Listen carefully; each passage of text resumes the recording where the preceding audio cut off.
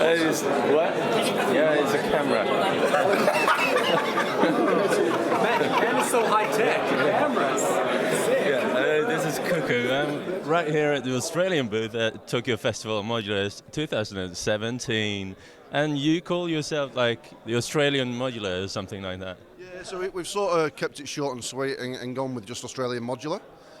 We use the hashtag Osmod on like social media to identify stuff that's from the group, and mainly it's sort of a collective of Australian modular and synth manufacturers at the minute, but we're looking to expand and pulling people that are running events in Australia, and also modular artists or main synth artists that we've got over there too. But some of you also manufacture modules. Some of you, right? Yeah, that's right. So, yeah, my name's Gareth. I'm from Oscillosaurus. I manufacture the Soma module. That's our most recent one. We had it ready for Super Booth this year, but also we're demonstrating it here at Tokyo Festival of Modular. I also do the repanels of some of the mutable instrument stuff. We brought along some friends from Australia that couldn't be here. So we've got the digital oscillators by Beast Tech. We've got some modules here, an LFO and mixer from Analog Ordnance, as well as their little passive toolbox down the bottom there, the ground control. And we've also brought over some from Perth from non-linear circuits, a couple of random modules here that Andrew does. So it's quite a thriving scene. I'll pass you over to Robert. Robert does... Hey. Howdy, hi. I'm Robert Jordan from Catful of Ghosts Electronics. We do weird, great, strange stuff. So we make video synths, got some Logic modules. This is an open source noisemaker called the Yowler that was designed by Kickstarter backers.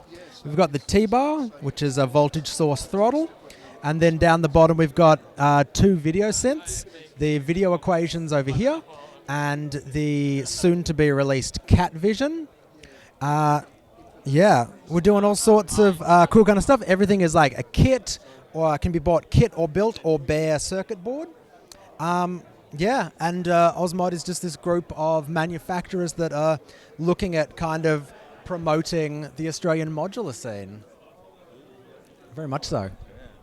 So I'm wondering, like, I'm coming from Europe, you know, and Australia seems a bit remote for me. So I have no idea what the scene is like, or if there is like a feeling of comradeship, or what it's like over there. It's miles away from the rest of the world, but we've got a strong base in each of the major cities. So Sydney, Melbourne, Brisbane, Perth have all got manufacturers based there, or also events. There's also like a strong online community. So we use Facebook to sort of collaborate, share ideas, help each other either with patching or DIY builds or whatever.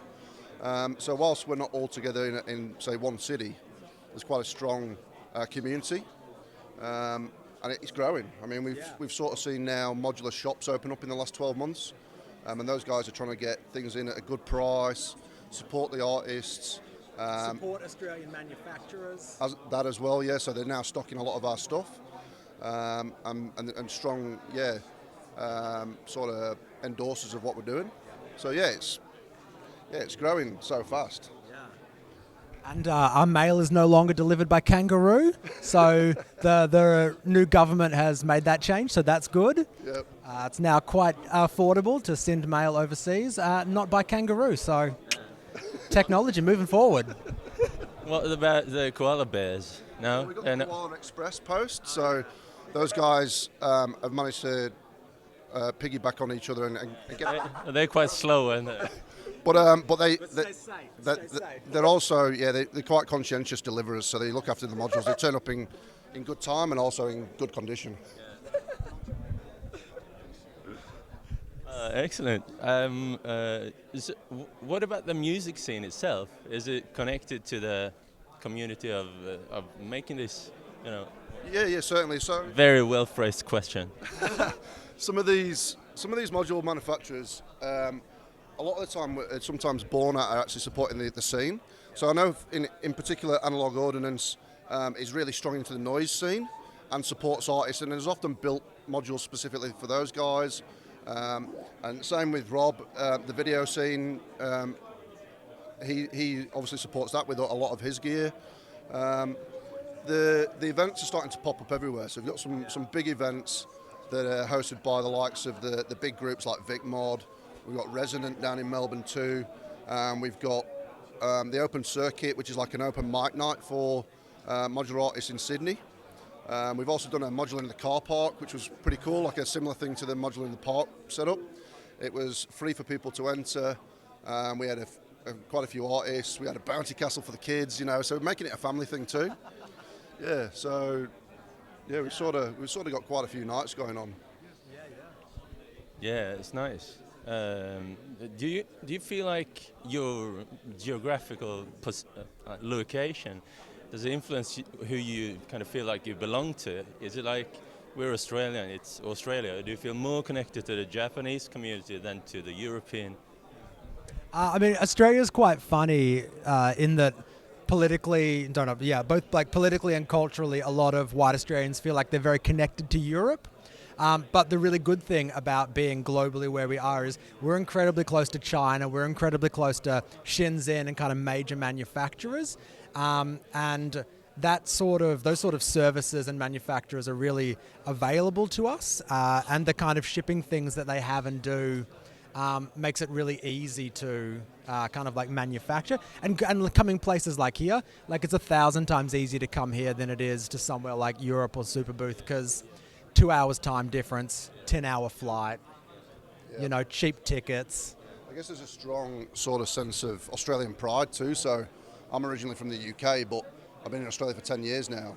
And you see that the Australians want to band together and support their own. It doesn't matter whether it's modular or sport or anything, culturally, they just want to stick together. So I think with the modular scene too, it's the same deal. And you get invested in that yourself. I mean, for me to be from the UK and now supporting Australian Modular and being a large proponent of that, then it just shows that culture's embedded in me too. So yeah, I think it's certainly that way. And like Rob says, we got a lot of people with European backgrounds, so there's obviously a link there. But just geographical location to Asia makes it easier for us to connect with these guys too, and trade is quite common between here and Australia. So yeah, I think the biggest challenge is getting to Europe and also even America too, and sometimes that time difference. There might be a big event being broadcast on YouTube in Europe or America that we have to catch in the morning because we're like 12 hours, we're upside down, we're on the opposite side of the timeline. So it sometimes make it difficult, but we go all right. Yeah, like when we have powwow streams coming from Melbourne, it's like the middle of the night for everyone else. It's like 2, 3 a.m. in the States. And we're like rocking out, doing like powwow sets. Yeah. Like I'm a big fan of Blackmagic design and making cameras. Yeah, and I've been using their cameras for a long time, but now recently switched to Panasonic. But when I catch their like live streams, it's like, okay, it's Australian time, and they try to make it like in a good spot for all the continents, but it's not too bad with Europe sometimes because you're sometimes like 10 hours in front. So like it's not too bad if you do something in the evening or early morning, then it works. Like you guys can catch it either side, and so yeah, you just have to be smart with when you put things on, and when you put out communications too. Like if you're making announcements for modules or events, then make it at a time when most people are going to see it, because it's a global sort of scene really. I mean, we are down there and there's a big scene in Europe and America, but we're all sort of one big collective, it seems. And Blackmagic is amazing. If you haven't heard of Blackmagic for life. Like every time I see them doing something new, it's just like the craziest thing you've ever seen. The craziest. Not sponsored by Blackmagic. I wish I was sponsored by Blackmagic. If you're watching, sponsor me. Sponsor that guy. Sponsor me too. Sorry for ditching your cameras recently, but... So we've had some more members of our collective turn up since you've left. So we got Justin from Metro Modular down the end. How do you do? Doing really well, sir. Thank you. Good. Yeah, I'm from Metro Modular. We're reissuing a couple of things, the Aries system, and also we've just announcing at this fair, we're reissuing authorised reproductions of the old ETI Maplin synthesizer from the late 70s, which a lot of people in the UK might know.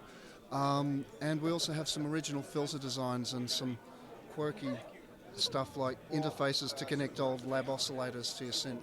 So, yeah, it's been a really good fair, and it's been a really good fair.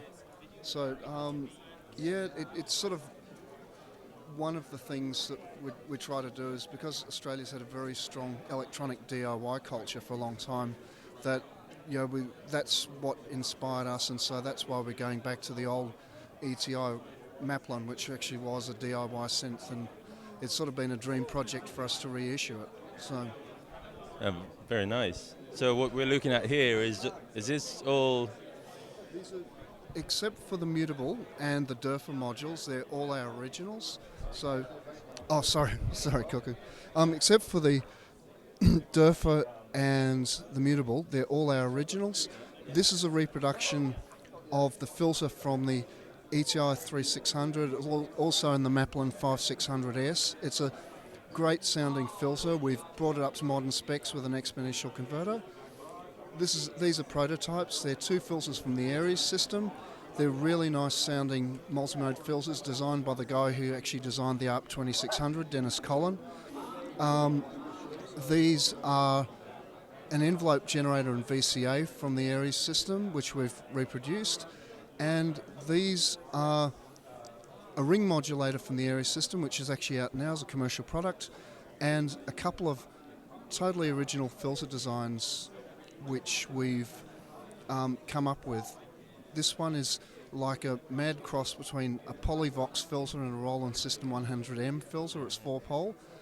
This one's pretty insane. It actually uses AM radio tuning diodes as a filter control element. So it's only has a 4-octave voltage control range that you have to switch manually, but it sounds really good. Wow, so that must have almost like an FM or AM kind of sound. It does actually. You have this sort of really amazing crosstalk between the. It has a really amazing crosstalk between the actual control voltage and the input audio. Yeah. So yeah, we're really stoked to be here. Thanks for that. Well, thank you so much. I think this, it's really nice to have like a little insight, a peek into the Australian community. Yeah, it's nice that you kind of collect everything under one roof. And it was a really good thing for us to actually sort of get together. Gareth's done an awful lot of work, but we sort of felt there's strength in numbers when it comes to representing, because we're all pretty small guys, literally working out of garages, and so to actually get together and sort of have a bit of a presence at things like Super Booth and now Tokyo Festival of Modular has been fantastic for us all. So it's been very good. Cool. Well, thank you so much. Thank you, sirs and gentlemen. Thanks. Yeah, thanks, Cuckoo. See ya. So Australia, check them out. Go there.